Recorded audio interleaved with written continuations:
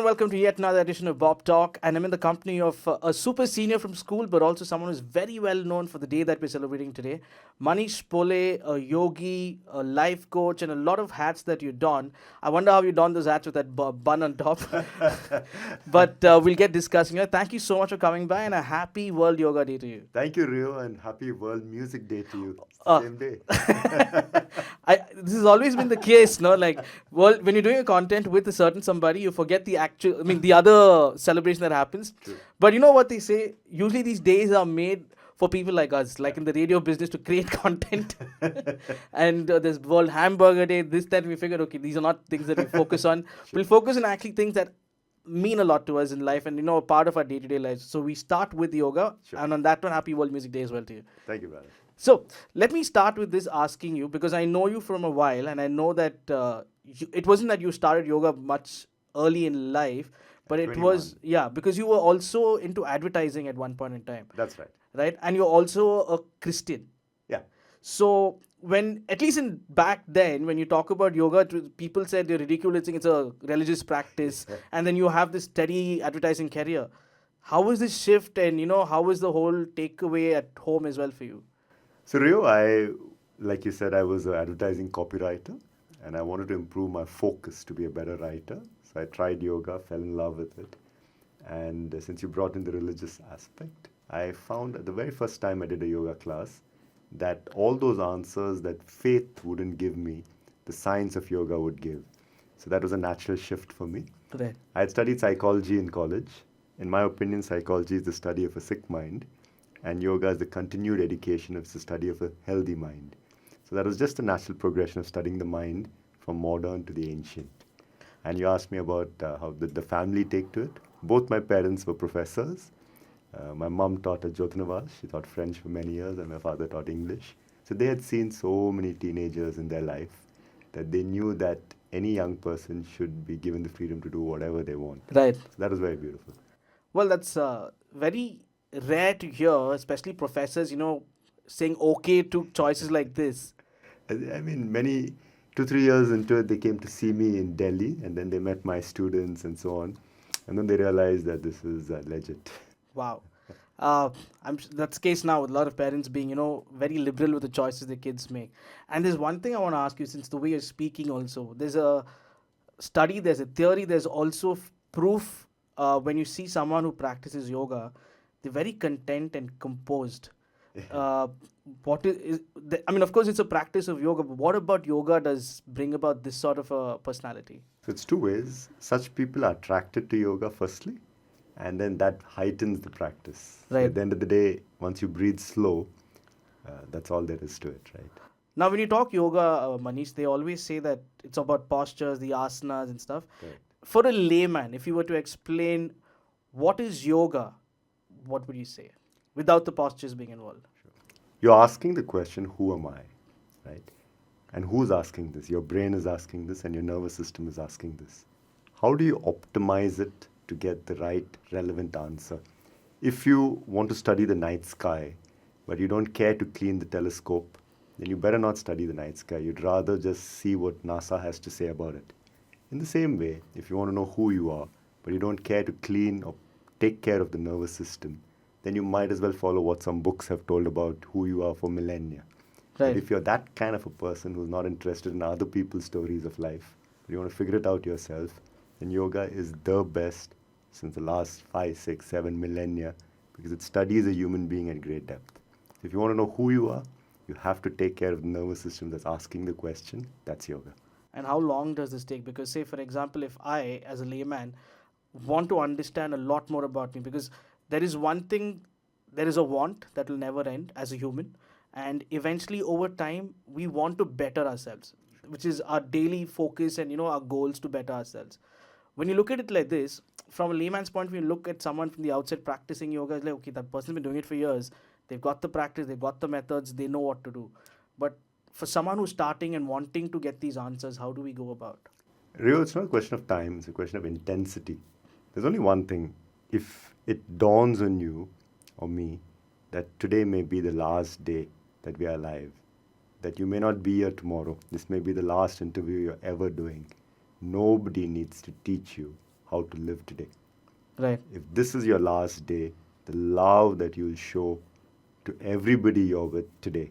You'll make a call to your mom, to your partner. You'll do things beautifully. That's all there is to it. Because we think that we have tomorrow, we behave idiotically today. Right. As soon as it hits you that you may not be here tomorrow, how do you keep that memory consistently in your mind that today may be your last moment? That is yoga. Yeah, when I say yoga, I'm just using the generic sense, but that is the basis of spirituality, that if you're not going to be here tomorrow, nobody needs to teach you how to live today. You will know. Right. But like you give me an example which is maybe a little drastic when someone thinks like that. There are also people forget. I mean, I know you're giving me a context of that, but say for example, someone who is like gone through a lot in life, needs answers. Yes, breathing does help a lot. There is a way to get to which I'll ask you about as well. But if someone wants to figure something out about themselves, not be it the last day sort of a scenario, but depressed, but like in a state of absolute deliration, Sure. how do you? See, the main problem, Rio, is that whatever is going on in our mind, we have mistaken that for existence. Yeah? Whatever is going on, whatever I think about life is only happening in my head. It has no relevance, it has no existential reality. I'm going through so many ideas and plans and so on. It's only going on in my head. If I have some sense of freedom between my mind and me, that's beautiful. The problem that we face is that we've become claustrophobic in our own identity of who we are. Now, if I think that I'm a yoga teacher, I'm stuck in that. If you think that you run a radio channel, you do it for a living. I do this for a living. For the next few minutes, we are discussing the subject. As soon as the interview is over, you're no more in radio, I'm no more in yoga. That is just a hat we wear. Right. The problem is we have believed that identity so much that you go for a movie, somebody is having a tough time, you identify with the character, you cry, but the movie gets over. This movie is never getting over. Right. So we've got so identified with it that we are suffering our heartbreak, we are suffering this, we are suffering that. Everything happens in life. But how do you maintain a distance between your story, that's what your mind is talking to you the whole day, and your inner being? That's the art. So when you do this in yoga, what exactly do you do? See, at the end of the day, say you've gone to see a sunrise. Now you want to see a sunrise. But you cannot see there, you cannot be there because your back is paining. So it's taking your mind away from this moment. So you got to take care of your back. That is called asana. So you take care of your whole body so that it doesn't trouble you when you want to be focused. Then you're sitting and seeing the sunrise, but you got an overambitious mind, or you got some guilt or regret, so you cannot be in the moment. So you take care of your mind. That's all you have to do. You have to take care of your body, you have to take care of your mind. The rest, that innate wisdom, has always been in you. Without any effort on Rio's part, one small zygote has become all of this in 30 odd years. Your breakfast has become you already. The intelligence is there. Just the body and mind needs to be kept at peace and use it when needed, keep it away when needed. That is what we can't do. And that is why the yogis for millennia have been sharing that. So are you saying it starts with the asanas? See, at the end of the day, you want to be still.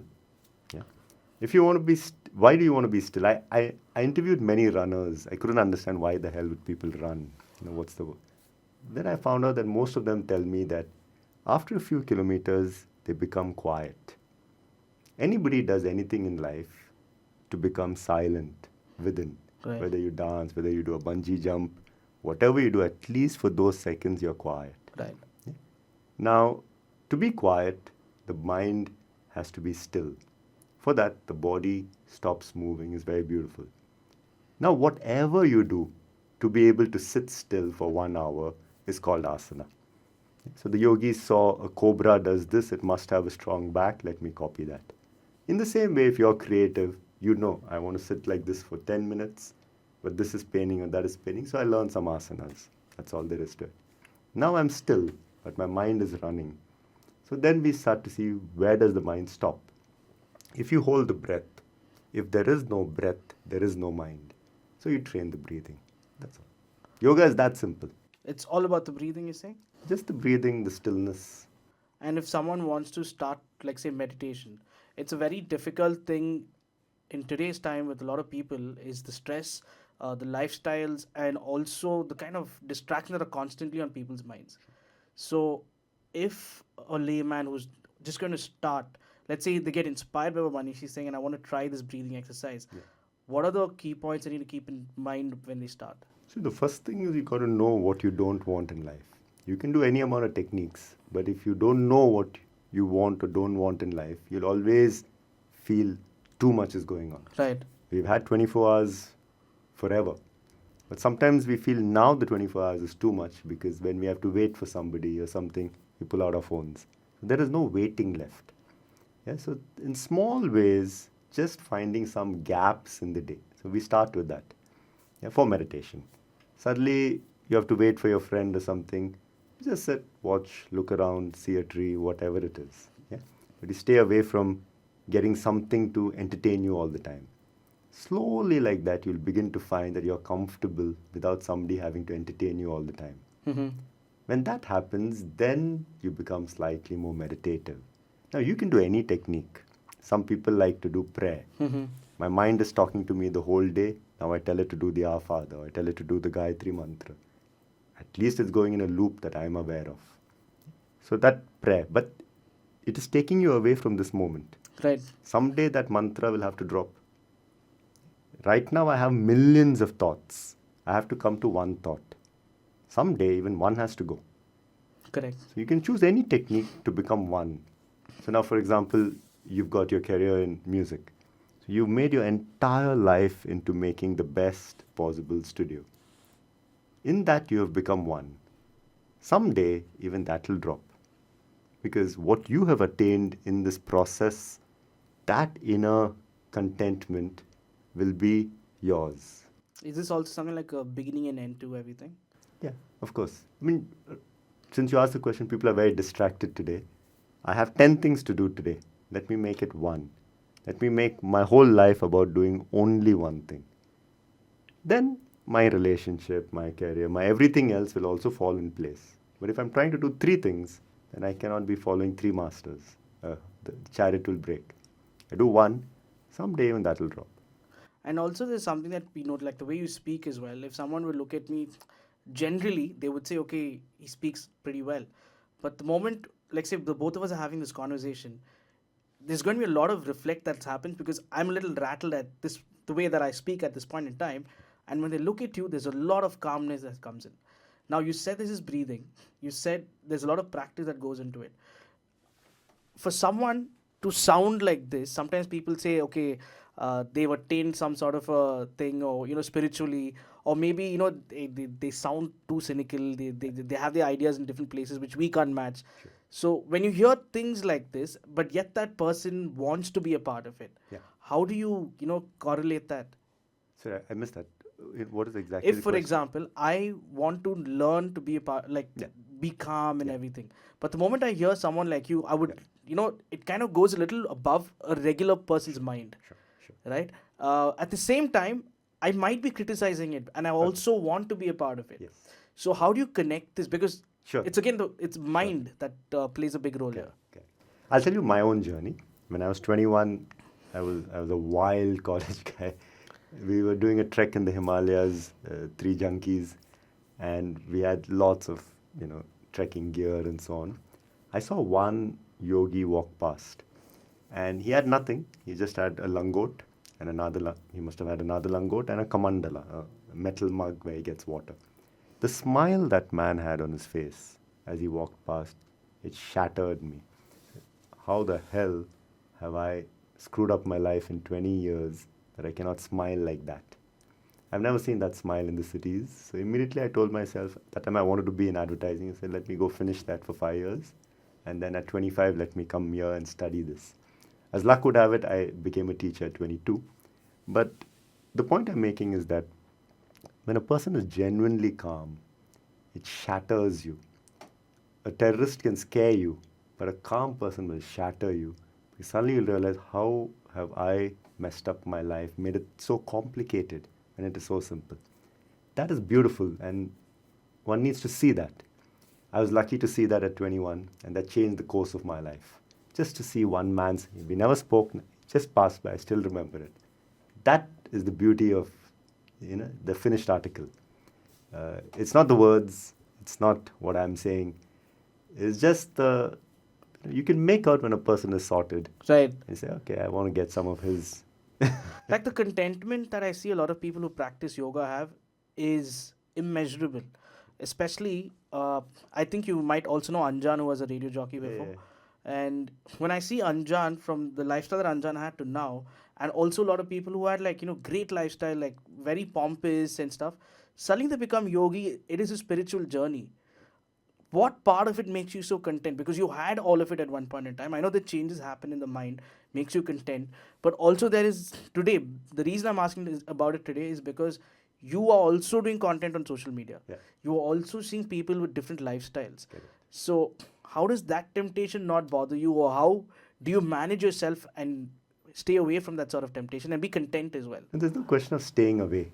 If you stay away from something, you will always have regret. When in life, nobody sacrifices anything. You choose what gives you more joy. Right. So when a mother says, I sacrifice my career for my children, that's rubbish. She felt that the children will give her more joy, so she chose that. In the same way, I choose to wake up early in the morning. Personally, for me, I like it very much. I'm not sacrificing anything, because if I wanted to, I could party all night. Right. And that's not a problem. But I'm not sacrificing that. I'm not turning away from that. I just enjoy the mornings more. Right. So that becomes a way of life. And slowly, once you know what you want in life, you can be a multi-billionaire and be content. You can be a complete rock star and be content. You can be a monk and be non-content. It is not the robes. If a monk is sitting calmly, seemingly calm, but thinking about world expansion or something, he'd rather be a businessman. Right. So it's not about that. It is just that wherever you are, you're comfortable with what you're doing. The yogic techniques, the slow breathing, the holding postures affects the nervous system, affects the hormonal system. So you're much, much more relaxed. Right now I'm training the Olympic silver medalist, the 200-meter silver medalist, Kenny. And Kenny Bednarik? yeah. So I train him in mental visualization. And it's fascinating because his life is all about speed. Right? He has to finish in 19 and a half seconds, 100 meters in 9.5 seconds. And my life is all about slow. But that slow mind allows him to move his body faster. Right. So at peak performance states, the slowing down, whether you call it content, the slowing down is what delivers results. I'll continue, but I just want to mention this. It's funny how I was just talking with Kenny Bednarik before you could come to somebody else. Okay. Not about sports or anything, but because of a certain Bangalore connection that is there. Yes. And I don't know what it is. Like, here you are talking about training Kenny Bednarik, and in my wildest dreams, I mean, I don't even know Kenny Bednarik, and I only know of an athlete from the US, and he's a 200-meter athlete. That's about it. But not in my wildest dreams that I even had a discussion about him. Especially cool. not now. Yeah. And when I spoke about him, and then you come in and you talk about him, that's like, dude, there is something, I don't know, there is a spiritual realm. Do you believe in it? I don't. I mean, rather I would say I don't know. Okay. When I was younger, I wouldn't believe till I don't see anything. Nowadays, I know that there's a lot that cannot be seen, people have spoken about for time immemorial. Till I can't see, I won't believe. But I would say I don't know. But they say that yoga and spirituality go hand in hand. Is that the Absolutely. case? For me, it's a questioning mind. And just because some book has told you that you have a soul, why believe it? Mm-hmm. That's my approach to life. For everybody, it's different. For somebody, faith works. For me, questioning works. And here we go in terms of yoga as a practice today. Like, a lot of people want to try and practice yoga. Yeah. Today, with so much of stress and with the kind of lifestyles we lead, again, I mentioned this, is because it is so prevalent today. How does one make when you talk about yoga, like you said, it's about an hour, sometimes half an hour. But how does one incorporate yoga into day-to-day life, like to make it just get them back to focus and breathe a little better? So I like to I beg to differ. We keep saying that our lifestyles nowadays don't give us time. Our lifestyles today give us a lot of time. The Back choices. the technology, back in time, you had to wait to go from point A to point B would take you a certain amount of time, or to even, to get a printout would take so long. Now things are happening so fast. Right. If you know what you need to do, it should be taking you half the time than it took 10 years ago. But if you don't know what to do with the remaining half time that you save, then of course you'll never have time. But I think for the first time in history, everybody has time. Right. If you're not addicted to Netflix or so on and so forth, you have time because you outsource so many things that my parents were doing. I can outsource it out, so I have a lot of time. Anybody's got a lot of time. The question is- Perspectives. exactly. So now you have to find it so interesting that you give your time to do something. A generation ago, they didn't have the time. Yeah, for us, we have the time. But you have to find stretching the body, sitting in stillness, getting a bit of cardio, getting some breathing so interesting that you make the time for it. That's But the it's key. always a start. There's a start. You can start with 5 minutes, with 10 minutes, and yeah, exactly. And when you talk about start and stuff in these lines, there's also something that comes across is the myths about yoga. Yeah. They say that yoga, I mean, the religious practice is something that we've taken away from, but also they say that people who are on the heavier side cannot practice yoga Not at all, actually. because it's all about flexibility and No. Some people who are heavier, if they are in Ayurveda, kapha body type, they are more flexible. The thin body type is actually the least flexible. It's through effort that I've become flexible. But a lot of the heavier people are very flexible, actually. And in terms of practicing, uh, the mind is the same for everybody. So you have some differences in the body, but essentially you're training the mind in yoga. Just so happens through the body. right. So once you get the essence of that, anybody can do. And most people, once they do a few months of yoga, they will get into good shape anyway. And there's also another study that, I mean, not study, but like a search that happens in Google. So even when I saw it, I was like, whoa, actually the case of people searching for this. One, of course, is for back pain relief, Yeah. which is true. There have been scientific theories on it as well. Yeah. But there is also searches for yoga for hair growth. Have you heard of it? I have good hair, so I've not searched.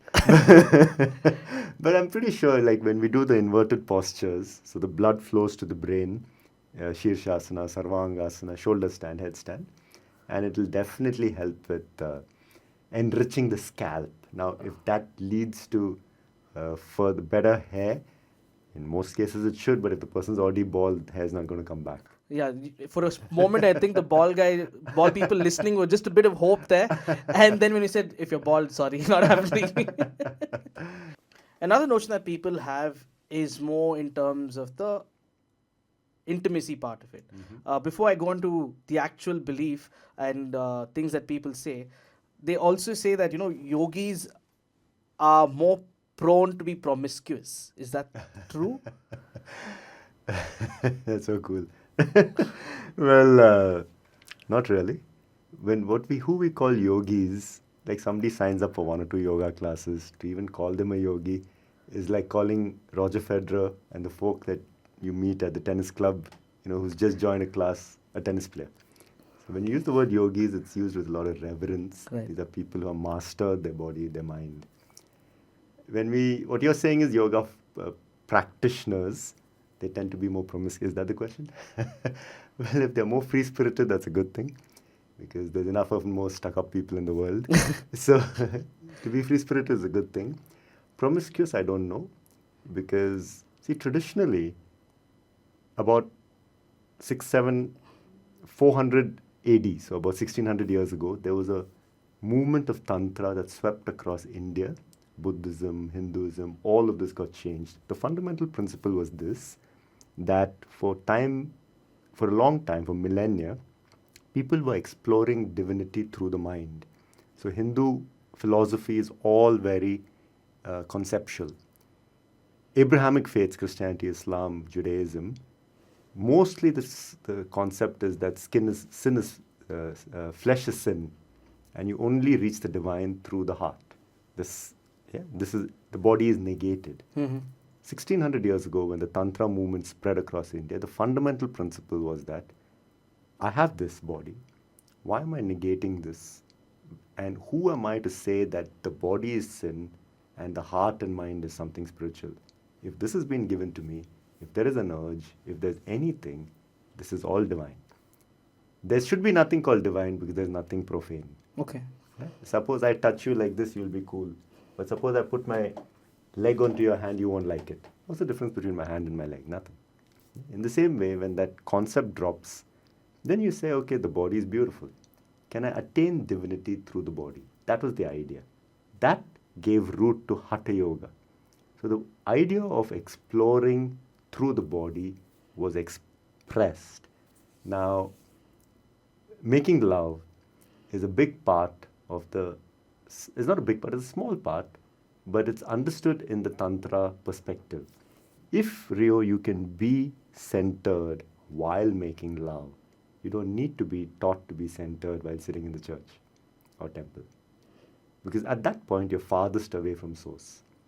Yeah? So if you can be centered at that point, you can be centered anytime. So that was the understanding of the masters. Today, people use it just playfully. But like I said, at least if they're free-spirited, so be it, as long as they're not hurting anybody. I mean, love is what a lot of people believe. Exactly. And if them making love is irking something, that's probably the jealousy that's part of it. That's all. Yeah, as long as people are, like I travel around the world, so many places that I go to, like open relationships are a big thing. I always feel somebody's hurting in those, but for some couples it perhaps works, and so be it. But as long as you're not hurting somebody, it's totally fine, right? Rather than go to your grave wondering what life could have been. And what is this also, I mean, along with the intimacy part also comes in this question that, oh, you do yoga, you must be really good in bed. And also the thought about... It should be. It should be. Because if you're mastering your body, that means you're mastering every aspect of it. You're mastering stillness, you're mastering movement, you're mastering everything. If you don't know what your body is capable of, then it's high time you learn, whether it's through yoga or anything else. Yoga is the best study of the body because it studies it at great depth. Right. And like a lot of people believe that they know their body best. And are you saying with yoga they can only amplify their knowledge of their body and not train their body, but I guess get trained by your body?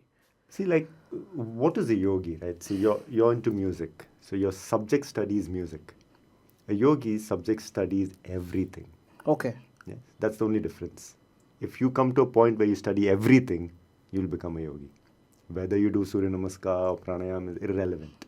As long as you're studying. Now, if I have to study the body, I need to understand how to optimize it. That will be asana. I need to optimize my mind. That is meditation. It is through the study of what I have that I optimize. So and this is a regular study of yourself? Yeah.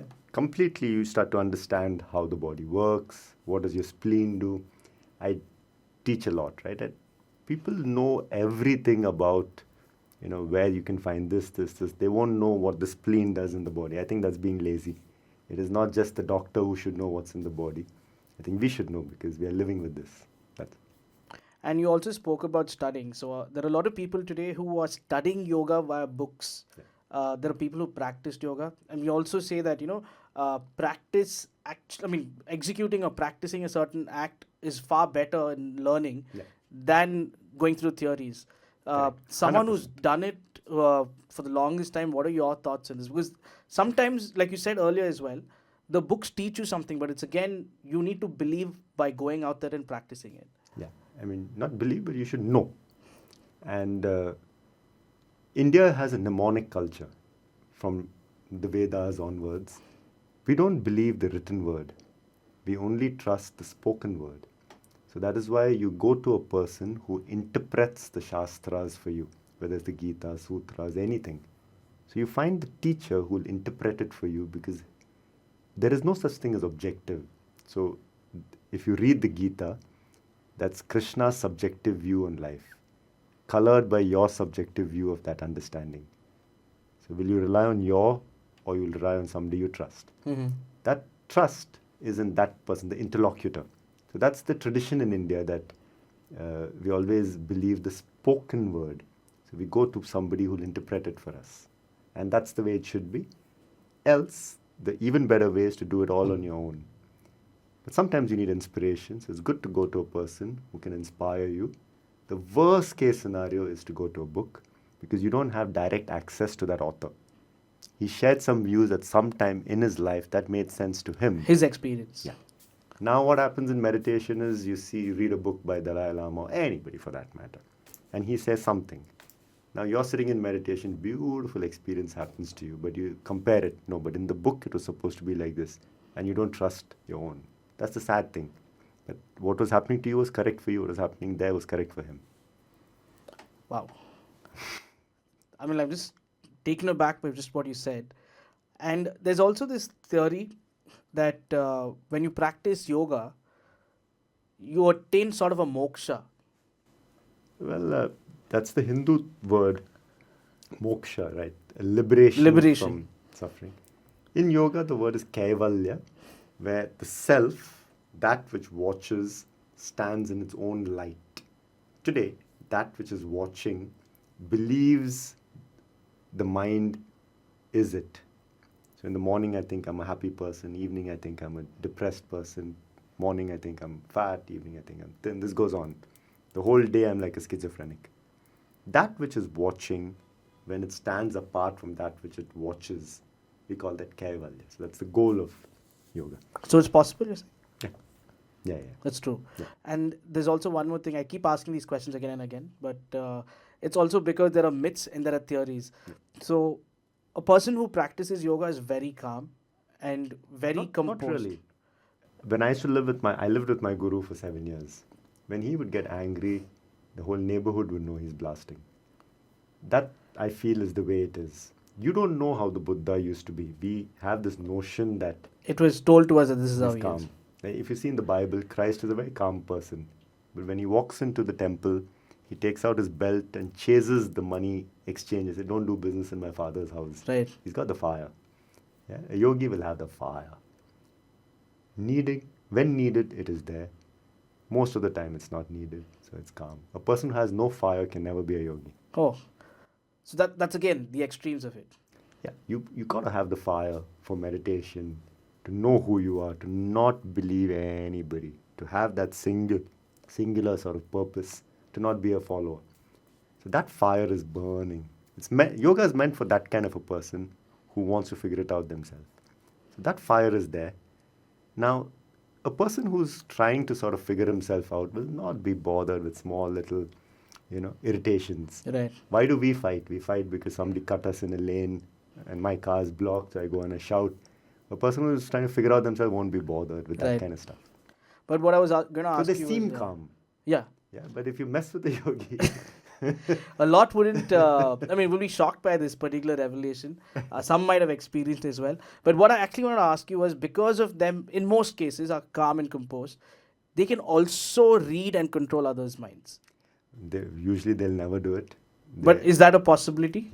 Of course. I mean, a lot of yogis, see, when you do enough, if you do enough and more meditation, you will get some power. Now, say you can levitate. What's the big deal? You can gravitate by... No, I mean, there are so many powers that happen. I can't. But suppose a person can levitate. So what?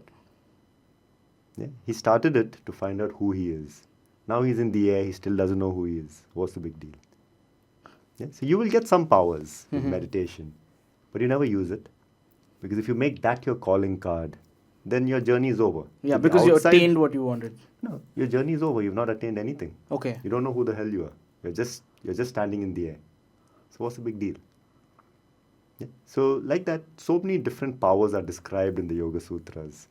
A person being in two places at the same time. But it means nothing.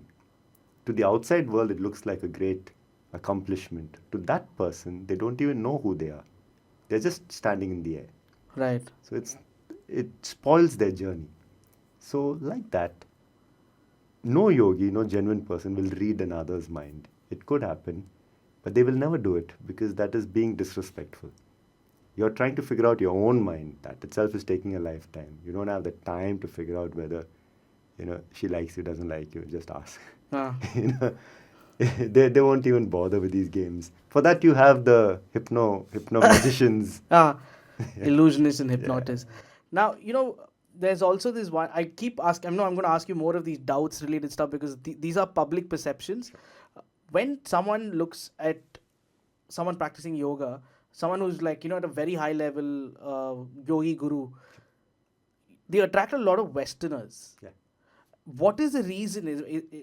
What is the reason that the Westerners find this more attractive? So that I mean, I know there's one thing some people don't consider it as an exercise also, which is in a way true.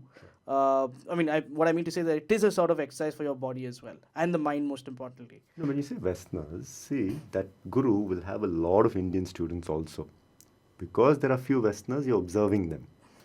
Seeking is global. Right. Yeah, so anybody can seek.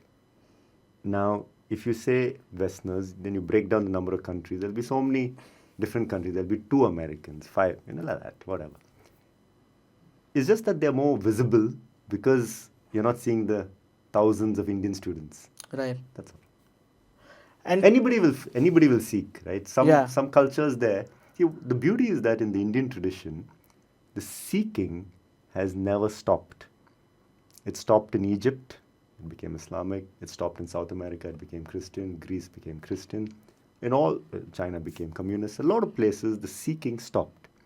Here, even though we've had different sort of rulers, the journey, the continued study of who am I has not broken. okay. So therefore, that depth of wisdom is there. So that's why people come, because some cultures, they don't have that depth.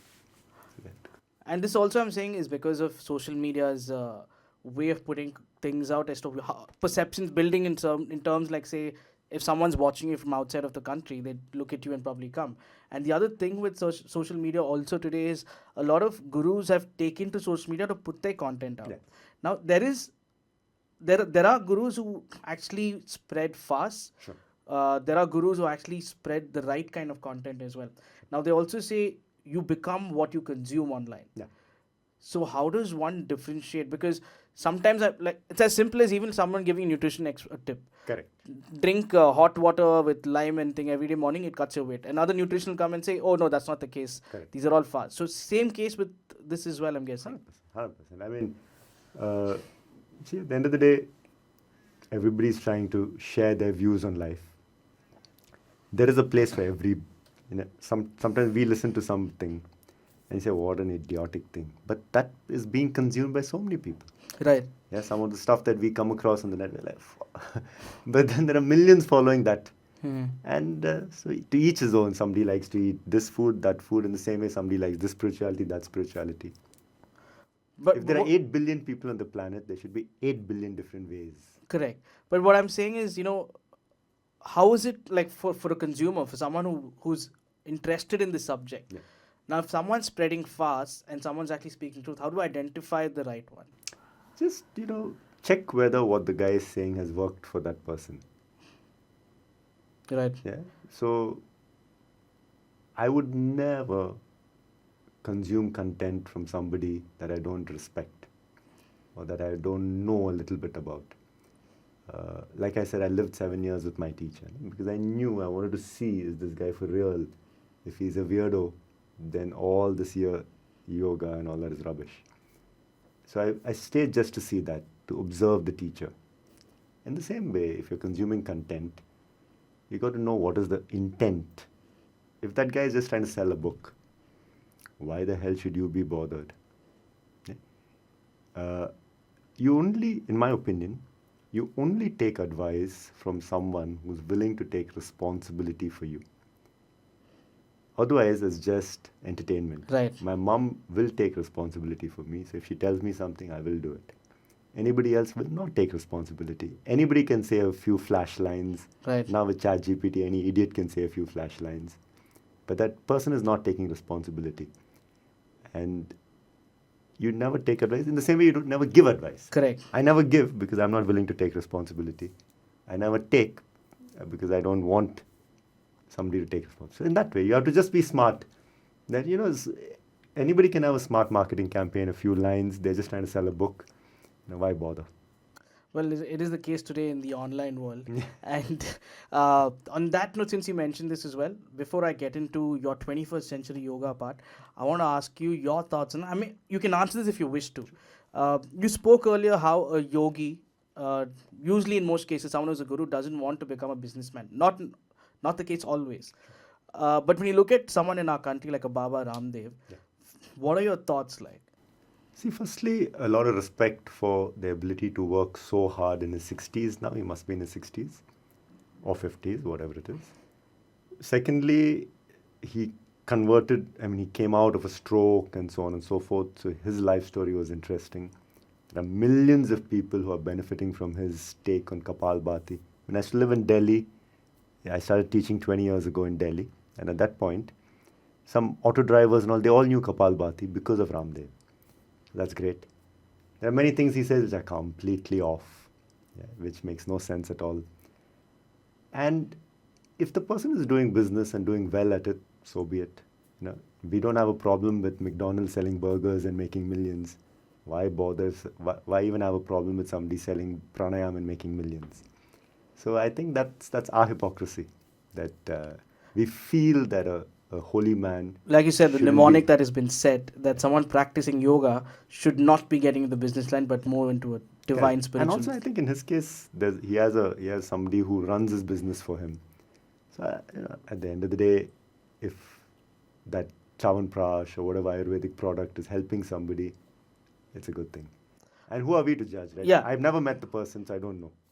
I mean, this is only to ask from someone who practices yoga, and there will be people who look at it and ask, okay, wait, you just mentioned about someone not wanting to do business and being a yoga guru, so that's the reason I brought that up. But here's one part which is not business, but I'm guessing it's more in terms of spreading the love and the art of yoga. Correct. 21st century yoga. Yoga. Tell us a little about that, because you also had something earlier in Bangalore, Yes. which was Total yoga. total yoga. Totally. What is 21st century yoga about?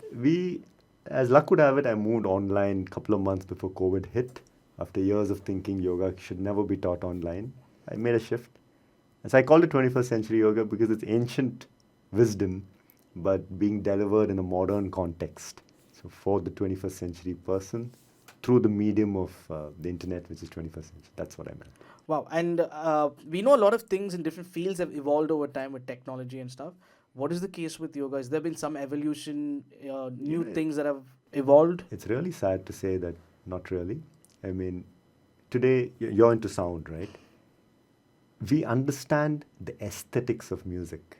We don't yet understand the healing power of words or music. Even today, we are using Om, which is 10,000 years old. So if we tell ourselves that we are masters or we are sound technicians, I think we need to go a little deeper. Maybe technology has improved, science is not changing. We don't know a better thing to say than Om. Amen, Ameen. It's been going on for 5,000 years. So has anything really evolved? I don't think so. The same posture, the same Padmasana is still going on. That's at least 9,000 years old. Right. Today, modern people those people were walking in the forests. Today, we are in the urban jungle, but we're still trying to sit in the same postures. The same breathing is going on. Nothing really has changed. Yes, now we can see it on a screen. Now we have some app to tell us, but the key things have not changed. When you say you're sad that it hasn't changed, because some people would want to believe and hold on It's to. a science. It has to change. Okay, I mean, not change. It has to keep improving. evolving. Yeah? It's not based on one book. It's based on science. Today, we love Newton, but Newton's physics doesn't work at an atomic level. So we look at quantum, but we respect Newton. In the same way, we should be respecting Patanjali, but there should be more work happening today. But if it's not happening today, and we're just saying that what he said is correct, what Buddha said is correct, that's 2,600 years ago, but there are no new modern ideas on Buddhism. It's in the same way, it should be evolving. But It's if you science. say for someone to understand how can yoga evolve, like there is tech, there is. If you could just give us an example, what do you think would be like a new evolution in yoga? So, for example, now we know so much of neuroscience. We know what's happening in the brain. We have so much going on. So, is it really important that Padmasana is still done by modern man or no? If not, what is another posture let's get another posture to sit in. Is it really important that we use Gayatri Mantra? If not, can we do some research? Maybe you can do some research and say what is the exact perfect sonic vibrations with this tak tak tak tak tak shloka, and maybe this is based on research. So far, even a scientist sitting in IIT, when he wants to connect to himself, is still using, even though he's a sound engineer, he's still perhaps using Gayatri Mantra. That's what I Right. mean. And with all this knowledge that you're given, when you talk about World Yoga Day, people have camps, people have conventions and workshops and whatnot. What are you planning to do? I'm in Ladakh and hosting a retreat in Ladakh. This year it's also the full moon, and I love the full moons, so we are spending it in Ladakh. So is nature and yoga like very hand in hand and like sort of two lovers that can't be separated? Exactly. When you're in nature, what will you do but breathe slow, look around, close your eyes? What else is there to do? So on these World Yoga Days, the corporates that conduct all this, one, it's of course financially coming in, of course, for the person who's doing the course or conducting the workshop. Yeah. But when you look at it, I don't want to say commercialized, but I guess it's somewhere trying to build a habit, or the corporates just trying to key or pull this in through because it is like a CSR activity of sorts. Yes. So when you go about with these sessions, what are your thoughts? Do you think that it actually fulfills the purpose of what you are wanting to do? Yeah, I mean, even if one person out there from the thousands that I teach on that day gets up tomorrow morning on June 22nd and tries that breathing, tries that Surya Namaskar, tries that meditation, is job done. So that's where, it's an opportunity to, somebody was there offering a class when I was 21, I could step into, and it changed my life. That's the least I could do, at least one day in a year. I mean, I hope the same with whoever's watching. Not one, but a little more than one at least. We'd like to be a little greedy on that. Manish, it is. I'll tell you what. It's like they say, your third eye opens on an eye opener. There's so much that I got to learn from this today, and so much of knowledge, and in the most calm, composed manner that it could possibly happen. Thank you so much, and I'm going to wish you the best for your retreat in Ladakh. And what we will also do is, if you could just give us two ways to, like, one of course is stress, which we'll do a video about, and the other is the first thing, I mean the easiest asana or the easiest thing that someone can start with practicing yoga. So I would always suggest, shall I stand and show it to No, you? we'll do that separately, but that we'll do a separate video. But for now, Manish, absolute pleasure, man. My pleasure, it's, Rio. you really can't put in words when there's someone sitting so calmly in front of you, and you're trying to find words because your mind is not calm because there's so much of information that you gathered.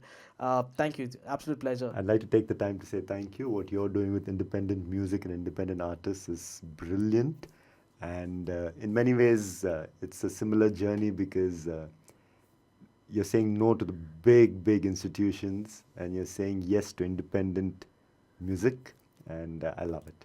Thank you so much, and that makes me feel really, really good. Happy World Yoga Day and happy World Music Day Happy World again. Music Day. Thank you. Cheers.